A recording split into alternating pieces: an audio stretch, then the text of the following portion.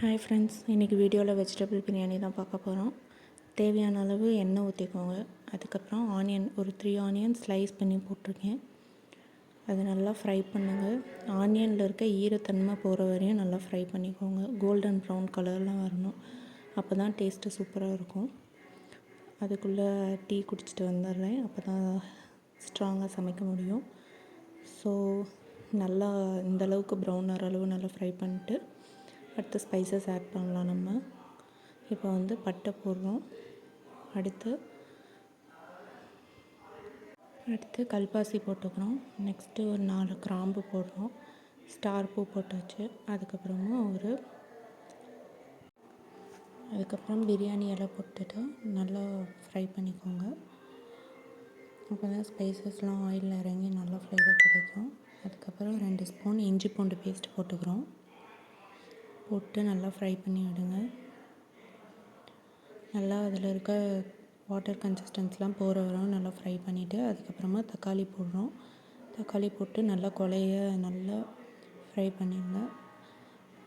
நமக்கு தேவைன்னா பச்சை மிளகா அது உங்களுக்கு எவ்வளோ தேவையோ அவ்வளோ போட்டுக்கலாம். நெக்ஸ்ட்டு கொஞ்சம் மஞ்சத்தூள், நான் காஷ்மீரி சில்லி பவுட்ரு போட்டிருக்கேன். இது கொரியாண்டர் பவுட்ரு 1 ஸ்பூன் போட்டிருக்கேன். அதுக்கப்புறமா கரம் மசாலா போட்டிருக்கேன். இது பிரியாணி மசாலா நமக்கு எவ்வளோ தேவையோ அவ்வளோ போட்டுக்கலாம். நான் ஒரு 3 ஸ்பூன் அளவு போட்டிருக்கேன். இந்த மசாலாலாம் போட்டு நல்லா ஃப்ரை பண்ணிக்கோங்க. அப்போ தான் டேஸ்ட்லாம் நல்லாயிருக்கும். தேவையான அளவு உப்பு போட்டுக்கோங்க. கல் உப்பு போட்டிங்கன்னா இன்னும் டேஸ்ட் நல்லாயிருக்கும். மசாலா கறியிடக்கூடாதுன்றதுக்காக கொஞ்சமாக தண்ணி ஊற்றி நல்லா இது பண்ணுங்கள். மசாலாவே அந்த தண்ணி ஃபுல்லுத்தையுமே அப்சர்வ் பண்ணிவிடும். அதுக்கப்புறமா நமக்கு தேவையான வெஜிடபிள்ஸ் நான் சோயா சங்க்ஸ் போட்டிருக்கேன். சின்ன சோயா சங்க்ஸ், அப்புறம் பட்டாணி, கேரட் அண்ட் பீன்ஸ் இது போட்டிருக்கோம். இன்னும் காலிஃப்ளவர் என்ன போட்டுக்கலாம், பொட்டேட்டோ என்ன போட்டுக்கலாம், அது உங்களோட இஷ்டம். என்னென்ன வெஜிடபிள்ஸ் போடணுமோ போட்டுக்கலாம். வெஜிடபிள்ஸ்லாம் நிறையா சாப்பிடாதவங்க, விருப்பப்படாதவங்க இந்த மாதிரி வெஜிடபிள்ஸை இன்ஃப்யூஸ் பண்ணி கொடுத்திங்கன்னா நல்லா சாப்பிடுவாங்க. ப்ரோட்டீன் எல்லாமே இதில் ஆட் ஆகி வரும். அதுக்குள்ளே நம்ம பாஸ்மதி ரைஸ் ஊற வச்சுருந்தோம். ஓரளவு ஊறிடுச்சு. இப்போ புதினா கொத்தமல்லி போட்டுருக்குறோம். ஆக்சுவலாக அது மறந்தனால நான் இப்போ போட்டிருக்கேன். நீங்கள் தக்காளி வதக்கும் போது இதுவும் போட்டு நல்லா வதக்கி விடலாம். புதினா போட்டிங்கன்னா இன்னும் நல்லா ஃப்ளேவர் கிடைக்கும்.